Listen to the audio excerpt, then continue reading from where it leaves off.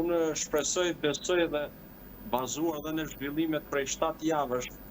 të konfliktit armatosur SBA-Izrael ndaj Iranit dhe kundër përgjigjet e Iranit dhe 6 javësh mes konflikt armatosur mes Izraelit dhe Libanit, shpresoj e besoj që faktori kryesor ndërkombëtar, por dhe i palëve të përfshira dhe ndërmjetësimeve që po realizohen nga dita në ditë me intensitet, po shkojmë drejt një marrëveshje, uljes në tavolinën e bisedimeve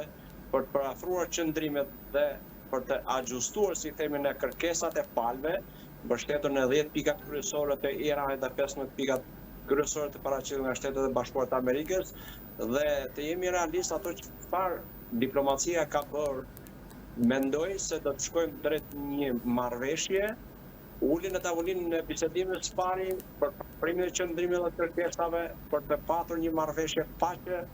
relativisht do thosha të gjatë, në të qenë mundë do të ishte më e mira e përhershme,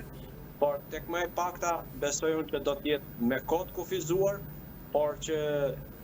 do të vendoset dhe mendoj se duke mbështetur dhe në deklaratat e bëra nga presidenti i Shtetit Bashkuar të Amerikës Donald Trump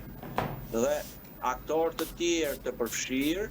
me nismën dhe iniciativën kryesisht të Pakistanit, ata po përpiqen që t'i parafrojnë. Pra do thosha që në mes të luftës dhe të konflikteve dhe diplomacisë, nga dita e mërkurë javë së kaluar e në vazhdim, ka prevaluar dhe intensiteti i lëvizjeve diplomatike ka qenë prioritet dhe shpresojmë që edhe në këto ditë, deri me datën 22 që është afati i përfundimit të armëpushimit prej 15 ditësh,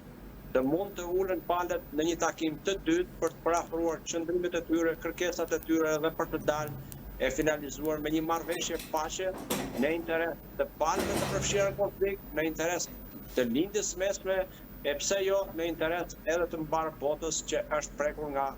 kjo krizë, kjo luftë për asaj përket problemeve ekonomike dhe secilit e ka prekur në xhep realisht.